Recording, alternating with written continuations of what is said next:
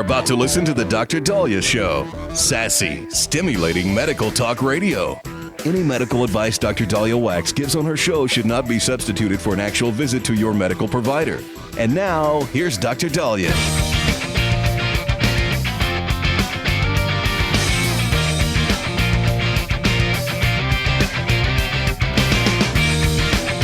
And we are back on the Dr. Dahlia Show. Thank you all for tuning in. 1-877 Dr. Dahlia, 1-877-DOCDALI. So, many of us, including, I got to tell you, I have family members go, what are we doing about the gas prices? What's going on here? I thought we don't need foreign oil. As you all have noticed, gas prices are going up.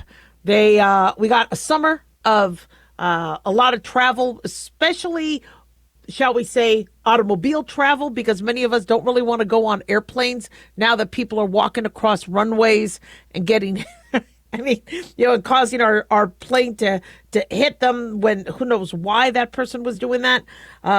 Spirit Airlines goes under. So the airlines are going to be a little bit of a mess, expensive now to fly. So you're thinking, well, for summer travel, I'm going to use my car.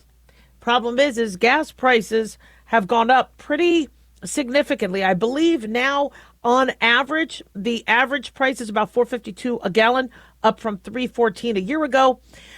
Even though many people support what Trump is doing to finally deal with the tyrannical regime in Iran, with the midterms coming up, when Trump won based on Biden's gas prices and the little stickers that people would put on the gas tank saying, I did that, with Biden pointing to that, not a good look for Trump if he can't get the gas prices down. And he says, we don't need the oil, and we don't need, the Strait of Hormuz. We're fine. We have plenty of reserves. We don't rely on that. So then why are the prices going up? Well, apparently whatever happens globally affects us. So 20% of the world's oil flows through that waterway.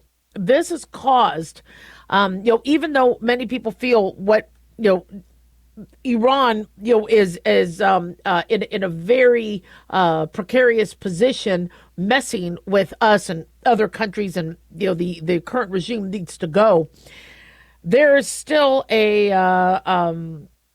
control that they have, and so what's been happening now with Iran is causing a global supply aftershocks and shocks. Crude oil prices rise to about $110 a barrel.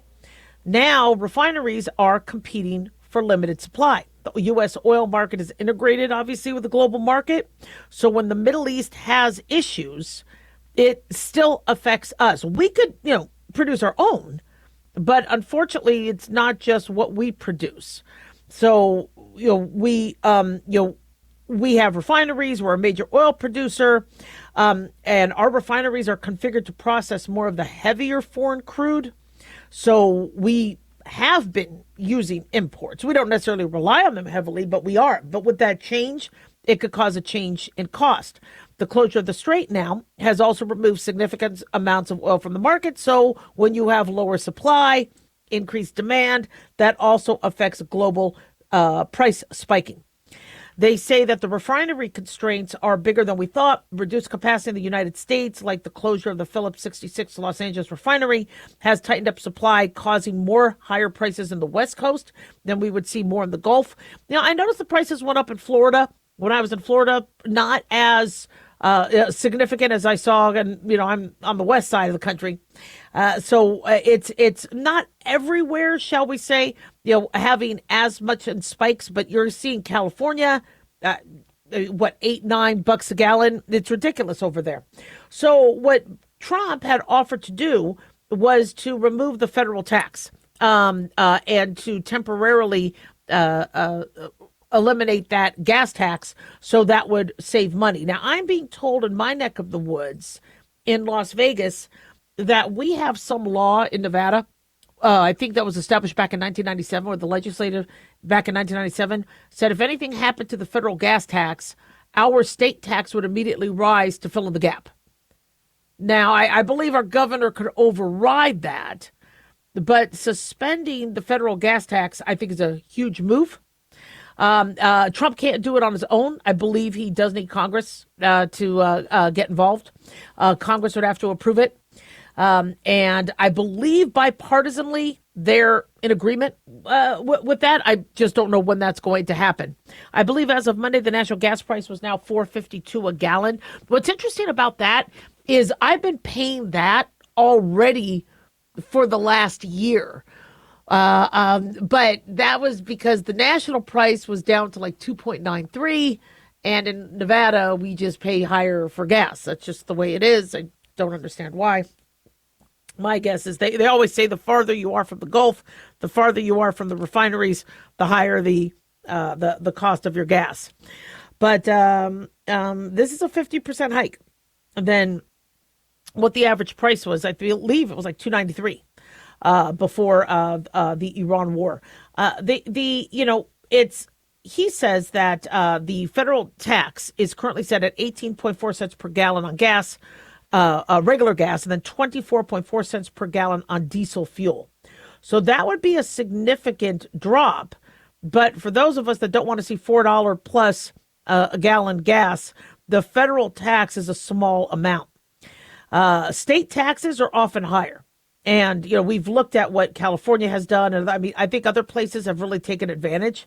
One issue that many states are having, and now that people are driving more Teslas and electric cars, they're trying to figure out other ways to tax them, like mileage tax, et cetera, because they were really sticking it to the drivers with their gas tax, because they thought we wouldn't notice. We would just complain that ARCO or 76 or Chevron was screwing us over when it actually, was the state of California. But they say this tax is necessary because it provides $23 billion a year in revenue for federal highway and public transit programs, according to AP News. So the White House will suspend the tax, or wants the tax suspended until, quote, it's appropriate.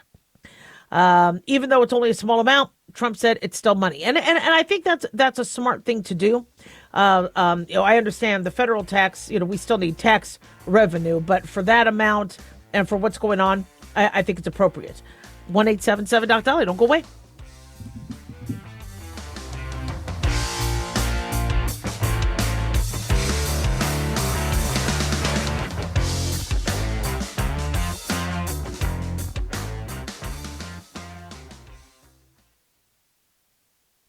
Dr. Dahlia here. Are you tired, burned out, gaining weight, succumbing to the daily pressures of life? Well, how's your dopamine doing?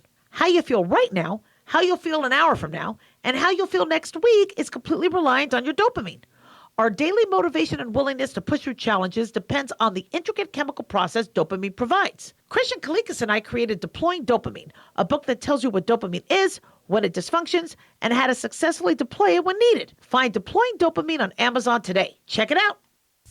Increase fuel economy up to 7.9% with Hot Shot Secret Gasoline Extreme, the solution to maximize your engine's performance and fuel economy. Whether you're driving a sports car or a daily commuter, Gasoline Extreme is specially formulated with PEA to deep clean. Don't settle for an average driving experience. Upgrade to Hot Shot Secret Gasoline Extreme and go further on each tank. Order now on Amazon or HotShotSecret.com. Hot Shot Secret, powered by science.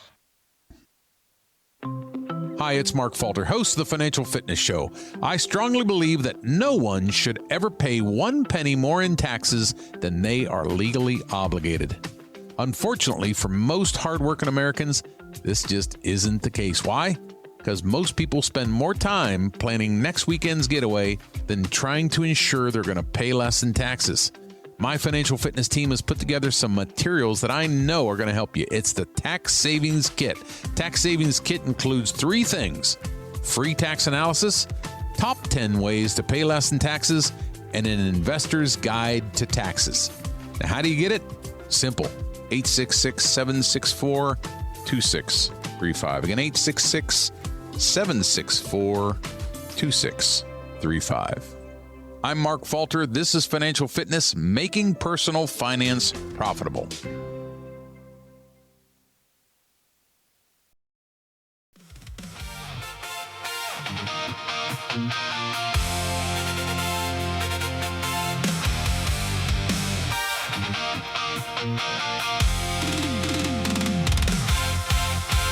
And we are back on the Dr. Dahlia Show. All right, got some 80s going on. I miss the 80s. 1-877-Doc-Dolly, 1-877-DOCDALI. A big thanks to Daniel, our producer, who is just knocking it out of the park. He's awesome. I got to tell you, I grew up in the 80s. And one thing that I found that really, I think, shall we say, characterized those of us that grew up in the 80s was the one is I think we had a little easier, than other generations. And we didn't really have to worry about a draft, after, the Vietnam pullout in the 70s. We figured in the 80s we were going to be pretty good. Reagan was president. The music was awesome. The music was awesome. I didn't particularly like high school. I went to 4. One of my high schools I liked. But when you grow up, you still have the trials and tribulations, being a kid and bullied and things like that. But just, the 80s, it was hope. I mean, I really, really, if I stick, my nose to my books, keep my nose to my books, I don't get myself in trouble. Stay away from drugs. All those fried egg commercials. If I if I drink Diet Coke instead of Coca-Cola, right? All those commercials, I'll be able to look like Cheryl Tiegs and Christy Brinkley, or drink Tab. If I do what I'm told, things are going to work out. And interestingly, I was a goody two shoes. I got in trouble a lot in school because I cussed a lot. One of the reasons why I cussed a lot is my father, English was a second language. And most of the initial words in English that he learned were the cuss words. So all I heard was cuss words in my house. And those words were much easier for me to say. So, of course, at school, they were just exuding from my vocabulary. So I'd get in trouble with that. I'd also get in trouble being a class clown and all that. But in terms of, as a teacher, you tell me to do something, you tell me to get some work done, you tell me to do a job, I'm going to do it. And I'm going to do it 110%. No quitting, no pain, no gain, all that. This was infused in the 80s. And there was this promise that if I did what I was told and I worked my ass off, right, the American dream is going to work for you. And I talked to my sons and my nephews and all the the younger generation, not lower, the younger generation, by no means lower. And I tell them, I go, you guys have it much harder than we do, because I just have to follow the rules, follow the template, follow the. Now, I did fear, what if I didn't get into medical school? Because I don't have money. I can't pay for fancy Kaplan classes to get high scores. I'm making $4.15 an hour at Jack in the Box. I'm not going to be able to, and I got to work multiple part-time jobs. I'm not going to be able to do these fancy test review courses and do what the rich people do to get into fancy schools. Luckily, I did get into medical school. First shot. So I was pretty happy about that. And I was able to do that. If I didn't, I had plan B. And it was to go into marketing, human resources, and then reapply wait tables. Let's go to wait tables, because you made a lot of good money on tips in Vegas at the time, in the 80s and 90s. And then in the 90s especially, because that's when now I was applying to medical school. And then I was going to just try again. If at first you don't succeed, try again. Just keep going. Baby steps, keep going. Keep moving forward. And the younger generation, they don't have that. And they're smarter in that respect. And so when you have now a younger Gen Z, let's say, and then pretty soon Generation Alpha, who says, look, this field doesn't want me. It might look like they're quitting. Oh, you're giving up. You're supposed to try. You're supposed to apply to 1,000 jobs to hopefully get one. But they're not hiring. Things have changed. I need to know when to shift and when to pivot. And so a problem that I think my generation has was Gen X. As I said, baby boomers were born 45 to 65. I give it to 40. If you were born in the 40s, because most of my relatives in their who were born 42, 44 say they're baby boomers. I agree, whatever. post-World War, when military was on leave, fine. Baby boomers through 65. Gen X, 1965 to 1980, they were born. Millennials, 1980 to 1995, roughly. Gen Z, 1995 to 2010. Generation Alpha, 2010 to 2015. I'm sorry, 2010 to 2025. And then Generation Beta started after 2025, although I don't think they're going to keep those Alpha Beta names. I think somebody's going to come up with something kind of cool, or, Hunger Games-ish or something. But, I don't pivot well. Why? Because when something's ingrained, that's the way you do things, and you don't question it, and you trust the system. A lot of people my age are now struggling. Now, these Gen Zs, they're struggling too, because they were promised, if you spent 60 grand for a college education, or 100 grand or 200 grand, this is what's going to happen. And they were lied to. So lie to them once, fool me once, and fool me twice. So they're not going to fall for what I notice my generation is starting to fall for. And I've become flexible. I'm starting to get some flexibility. But I'm starting to find that I'm not happy with the way things are changing. Like, for example, with medicine. I mean, I'm seeing horrific pathology because people just don't go to the doctor anymore. But what the Gen Zs have taught us is, your doctor is not going to be the same as your grandmother's doctor or your great grandfather's doctor. It's medicine's different now. You go online. You see is it Dr. Drew, who's selling an urgent care for your house, where you have your own antibiotics. And I get it. Having, a stash of antibiotics and some medicine's nice to have. But now the term urgent care is changing. When a patient called and was having something significant go on, I go, well, you need to, go to an urgent care. I would get seen. And they're like, but you're the urgent care. And I thought they were joking. No, it's because the company calls it urgent care. They call it urgent care if you call a doctor and the doctor gives you advice over the phone. And I'm glad doctors are giving advice over the phone. I think telemedicine offers a great service. But an urgent care, I worked in an urgent care, and I'm not getting my feathers ruffled, but I was doing codes in an urgent care.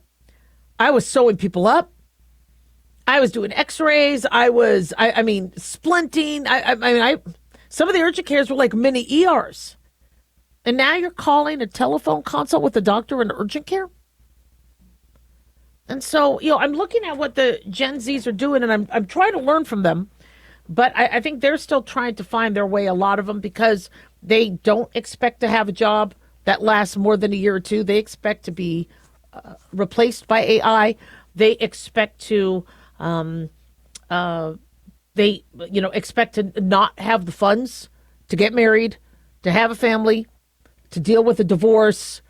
And they're really looking at what the Gen X's and the baby boomers and even the older millennials did and said, we don't have to do that anymore. I think I was watching Tulsa King, and one of the characters is going through a divorce. And I pause it and I tell my husband, I go, this is exactly why a lot of people don't want to get married. And I've had friends that went through a divorce. It destroyed them. And so when their kids take a look at the parents going, why would I get married? Just for it to get ugly? And then I don't have access to my kids?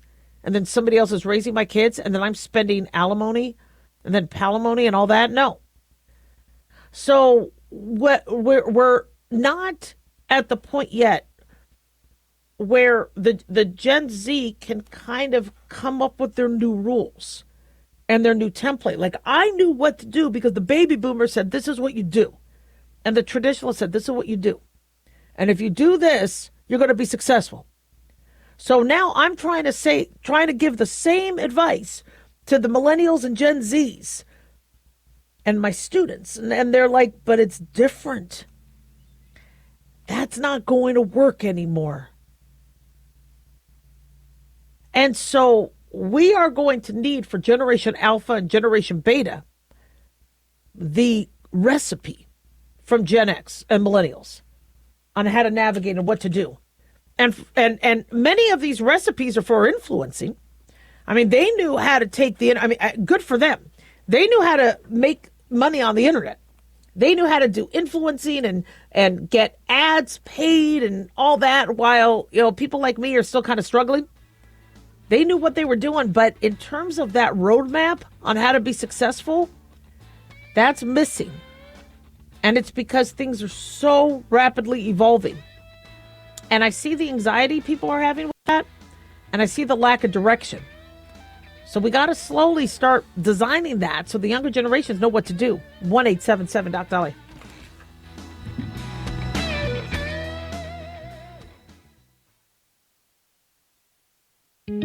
Looking for a gift that can actually help secure someone's future? It's Mark Falter's new book, Common Sense Income Strategies. It makes the perfect gift for that special someone in your life. Mark has helped thousands of hardworking Americans secure their financial future by using time-tested strategies that continue to create wealth, whether the market is up or down. Strategies that will make perfect sense once you take the time to read this powerful book. Common Sense Income Strategies brings to you what Mark has been teaching in person and talking about on the radio for decades. You've worked too long and too hard not to see the fruits of your labor. To learn how to receive your free copy, call 866-764-2635. That's 866-764-2635. Secure your future with Common Sense Income Strategies by Mark Falter. Again, to learn how to receive your free copy, call 866-764-2635. That's 866-764-2635.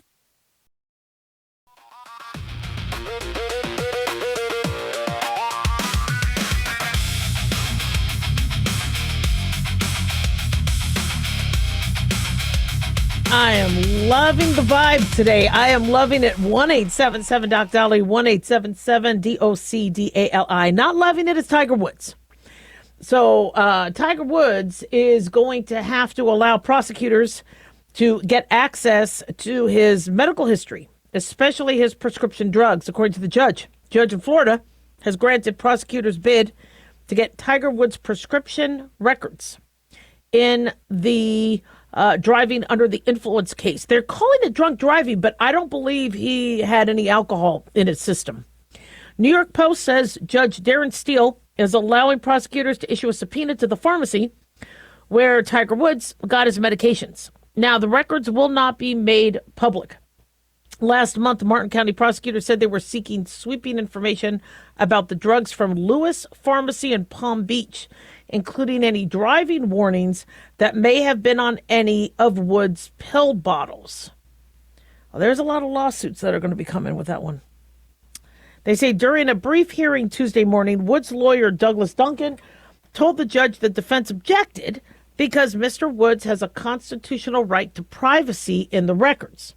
Duncan said he agreed to allow the subpoena to go forward if the records are only shared with prosecutors, law enforcement, experts, and defense, but no one else, which I think is appropriate.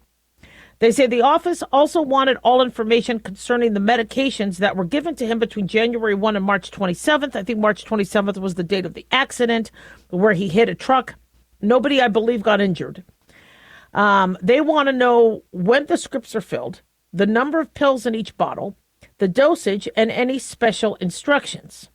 According to the New York Post, Woods had allegedly been speeding along a residential road in his town where he rolled his Range Rover SUV, hit a tractor trailer while he was trying to pass near his home on Jupiter Island.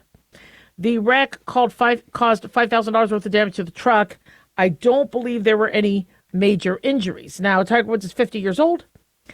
He was arrested at the scene. He failed a field sobriety test. He was very cooperative.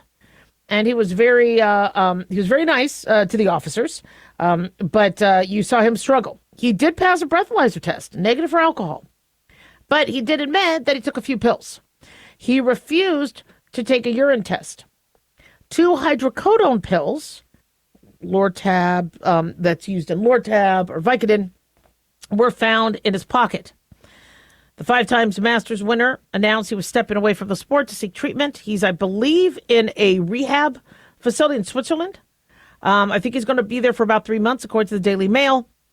Sadly, this wasn't his first accident. He has gotten into 4 crashes since 2009, including one when he was arrested for driving under the influence in 2017. And from what I understand, he took a plea deal. He was in a crash in 2021 in California where he shattered his right leg when he was trapped under a vehicle. He had needed multiple surgeries, was able to recover and go on to play again.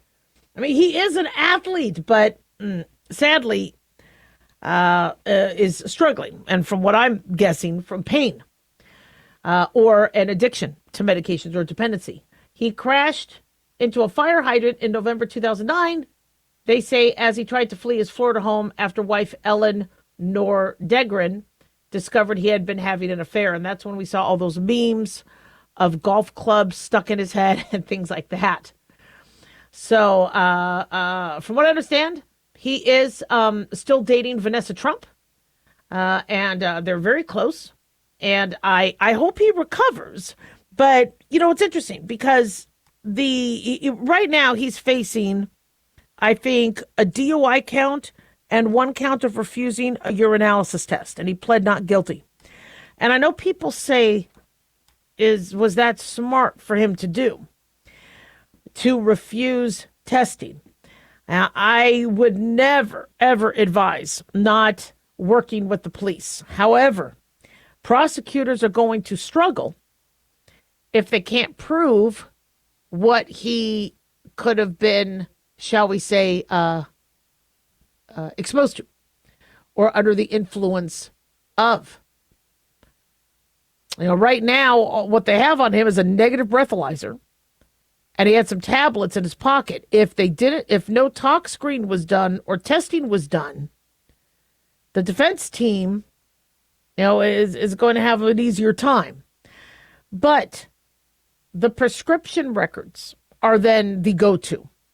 And so what they hope to find, my guess is the prosecutors, is not only a pattern of what Tiger Woods could be possibly taking, but another avenue for litigation. Well, look at what the pharmacy dispensed. The pharmacy shouldn't have been dispensing all these pills, is what they would say. The doctors shouldn't have been prescribing these medications. Patients have been really struggling to get pain medication because for years, which really culminated by 2016, there was this anti-doctor, anti-pharmacy, that it's our fault, anti-pharmaceutical company, that somebody is addicted to medication. That it's big pharma, big doctor, big medicine, big pharmacy manipulated you. When, there is some patient responsibility. If a doctor ever tells a patient, nope, this is not addictive at all, okay, you got a suit. You got a great lawsuit there. But if the doctor says this is a narcotic, narcotics are addictive. The pharmacy has on the bottle, they're addictive. Oh, I mean, now it's up to the patient. I mean, it's easier to go after the bigger pockets of the pharmaceutical company, et cetera. But I'm sure Tiger Woods is aware that if he is taking hydrocodone and he has a couple pills in his pocket, that he's, this is something that he could be dependent on. My concern, though, is when somebody is dependent on narcotics, when they don't continue their dosing, a narcotic withdrawal is miserable. And many individuals aren't taking the medication for pain anymore. They're taking it to stop the withdrawal. The numbers of prescriptions the pills he gets is not necessarily exactly the number of pills he takes. But if he gets a bottle of 90 tablets every 2 weeks, that's going to be a lot more telling than him getting a bottle of 30 tablets every 6 months. Now, I understand some of you are thinking to yourself, but Dr. Dahlia, I've been hoarding medication. If I get a prescription with refills, I fill those refills as soon as I can so I could stockpile. Well, we don't recommend you do that, but you're also not, get in trouble now for a possible DUI. DUI is driving under the influence. And mind you, if you're on a sedative, that can also, unfortunately, put you at risk for a DUI. Remember I told you some states, I forgot if it was New Jersey or New Hampshire, I think it was New Hampshire, was looking at, and I need to double check if that ever passed, where if you took a Benadryl to sleep or a Tylenol PM and then you drove impaired, you'd be in trouble for a DUI. Medications that are sedating should never be followed. You should never take those medications before you drive. And I've taken some sleeping aids where I felt really groggy the next day. I don't want to drive the next day then. Gotta be really, really careful. Like Unisom, even a half a pill can make you groggy. I don't like taking any of those. So I know everybody wants to know what Tiger Woods has been taking, knowing that he had a couple tablets of hydrocodone. Just the fact that somebody had a couple tablets in his pocket, suggested he didn't want to carry a pill bottle, and it was easier for him to just have his medicines in his pocket so he could take them. My guess is that was supposed to be for later. He was going to be gone for a while. I don't know. I don't know if he was coming from his house, but it does suggest that he is on narcotics, and people, I guess, want to know why. My guess is if you've had multiple surgeries of the leg, multiple accidents, he's struggling with some sort of pain. But he's a risk. I think he should hire a driver. I don't think he should be driving anymore. But it'll be interesting to see who gets sued. And my guess is depending on what they find at the pharmacy, you might see the pharmacy get sued. You might see the medication company get sued. The doctor gets sued. This is not going to just stop at Tiger Woods. Sadly, 1-877-DOC-DOLLY.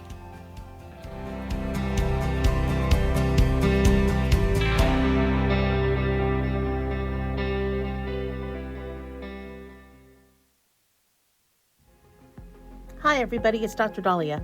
As many of you know, I lost another colleague to suicide. And tragically, tens of thousands of Americans, including hundreds of physicians, take their lives each year. Why is suicide so common? Why doctors? Even medical students have alarming suicide rates. Nurse burnout is at an all-time high. Maybe it's the monstrous workloads we face every day. Maybe it's because of burnout, malpractice suits, online reviews. Medicine has changed so rapidly that it's almost unrecognizable to those of us who entered this field and wanted to take it by storm. But there's not a lot of resources out there for healthcare providers who deny that they are struggling or at risk.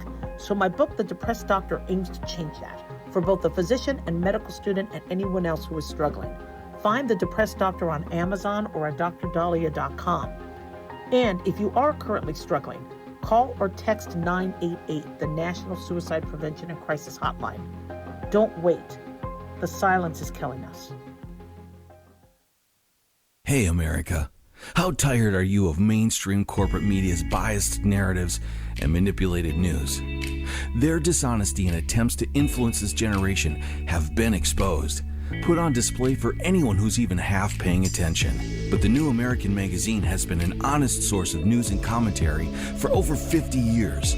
This is your opportunity to receive the stalwart of principled journalism at a deep discount. Picture a beautifully published magazine arriving at your doorstep twice a month, packed with insightful stories written with integrity. It's also available digitally on the New American's mobile app. Get up to speed with intelligent coverage from a freedom perspective. Right now, for a limited time, the New American is available to radio listeners at a 25% discount on a new subscription. Visit thenewamerican.com/radio25 and receive 25% off. Subscribe today at thenewamerican.com/radio25.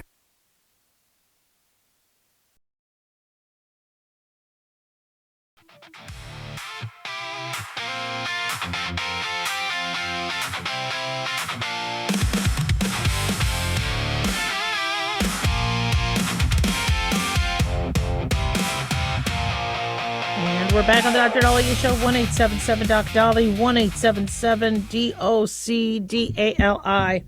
So, if my brother, I always wanted to go to school, but if there was anybody in my family who told my parents that they didn't want to go to school that day, what would my parents do? I don't think that would ever happen, because you'd probably get yourself a one-way ticket to a whooping, and you would not want to be home. In fact, even when I was sick, I would hide it from my parents because I didn't want to be home, especially with my mom. I was like, let me go to school sick. I wanted to get the hell out of the house. But if I was growing up and somebody told their parents I didn't want to go to school, parents would be like, you get your ass to school. Let's do it. They had to work. There was no choice. You go to school. Well, in this day and age, apparently it's a choice. And a lot of kids are choosing not to go to school, not just in America. I'm seeing reports in the UK. This is a pretty big epidemic where people do not want to go to school. And when a child doesn't want to go to school, you always have to kind of ask why. What are we looking at? What is it, that they're being abused?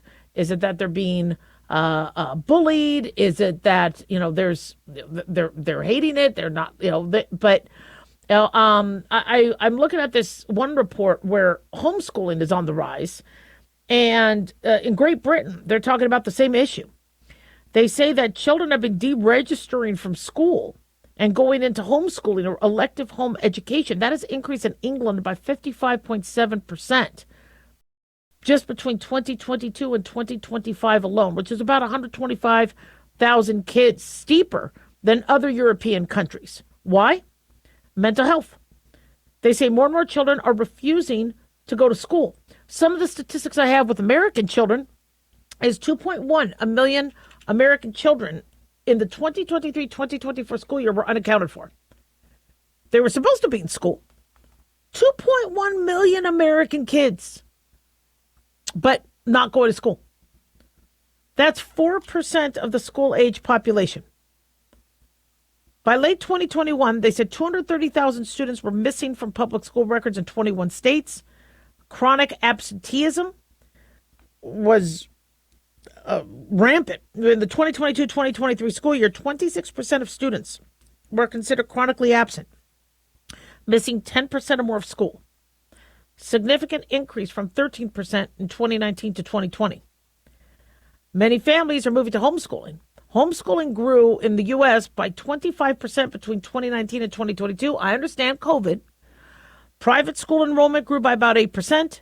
High school dropouts apparently rose in 2022. 2.1 million young adults aged 16 to 24 were classified as quote-unquote status dropouts, not enrolled in school or lacking a high school credential. So we're seeing more and more students not want to go to school, not think school is important, hate going to school, avoid it. We're seeing homeschooling on the rise. What's going on here? Now, one issue that I'm noticing is some parents, based on all the woke and what they're seeing as being taught in schools, the sex ed, some of the parents are probably like, well, I don't blame you. I wouldn't want to go and learn about anal beads either. Now, I understand that was just one teacher. I don't know how many times that's actually being taught, but that hit the news. And so some parents might be like, you got an argument there. And if the parents are not away at work and you do have somebody that can supervise and oversee and watch, homeschooling is starting to become more of an option. But my issue is the child that just doesn't want to go. We went from school being mandatory. And I remember my parents telling my brother or sister, if you don't go, the state comes and takes you away. You're required by law to go to school. So they had to go. And now it's a little different. I mean, I'm sure there's still laws. Your child has to be enrolled and has to have some form of education. But I'm noticing more and more of these kids not want to go to school. I work for a telemedicine company. And so when somebody calls up, child is sick, needs a school note, I look to see what happened the previous week, month, previous visits. I'm seeing some of these kids. 5 school notes in a month. What's really going on? Is that child ill?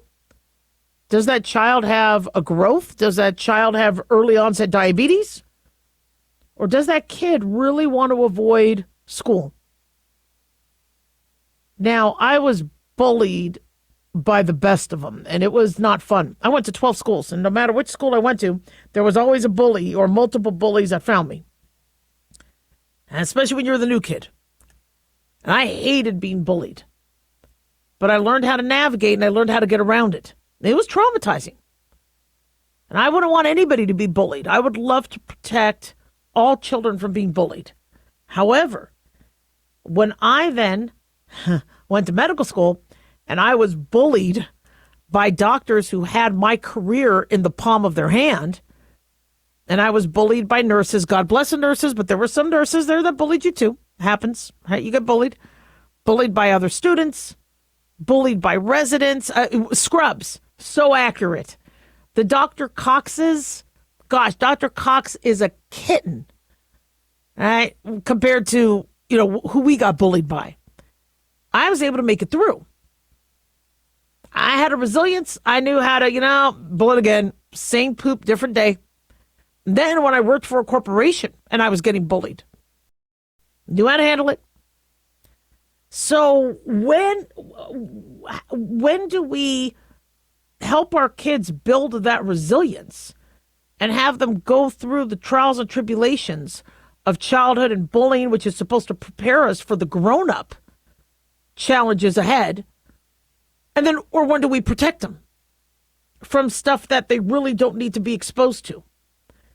I mean, I remember in the 80s, I always had to take the bus. And I remember somebody at the bus stop showing me some white powder. There was a razor in it. And they asked me to take some. And I'm like, no. You're giving a 13-year-old cocaine? I didn't say that. I was like, no, thank you. Because the razor scared me. I didn't really know what that white powder was with a razor. Now I was like, oh, okay, well, now I know. No, I don't want the kids exposed to that. But I made my kids go to school. It's interesting. My boys, because, they would hear me talk and, they would pick up on things. My son wouldn't say he had a tummy ache. My son's like, Mom, I have pain at McBurney's point, to think he's got appendicitis. And then I would go over there and I'm like, show me your McBurney's point. And they'd be pointing to the wrong part of his stomach. And I'd be like, you're fine. You don't have appendicitis. Get your ass to school.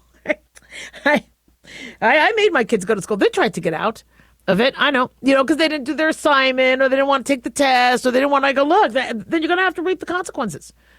You're going to have to go take the test and fail. And then you're going to have to deal with me because you didn't prepare. That's life. Sorry. But, there's a lot of parents choosing. Now, if my kid doesn't want to go to school, I'm not going to make him go to school. Got to figure out the root of it. I don't want these kids struggling from any more mental illness and depression and anxiety that many of them are. We don't want them traumatized because, boy, are these bullies mean. Plus, the level of bullying is way different. Now they bully you and take pictures of it. That student who went to my son's school years later that was raped on a school trip and that was videotaped and shared with other students. Oh, my gosh. I don't know how that kid recovers from that. So the bullying is different and more severe. But we're having this pandemic of kids going, I don't want to go to school. And even more so, we're having parents go, yeah, I don't want you going to that school either. 1-877-DOC-DOLLY. Don't go away.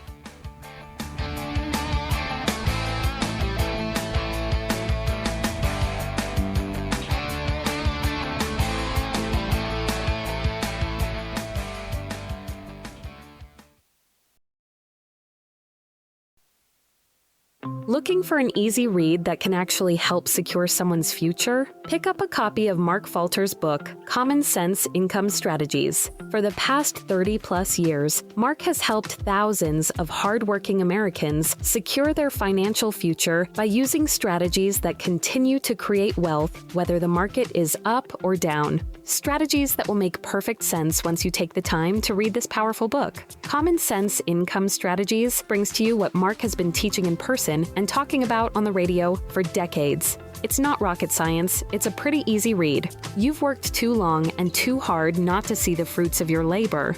Common Sense Income Strategies is available now on Amazon or by calling 866-764-2635. That's 866-764-2635. Common Sense Income Strategies by Financial Fitness Show host Mark Falter. Secure your financial future today.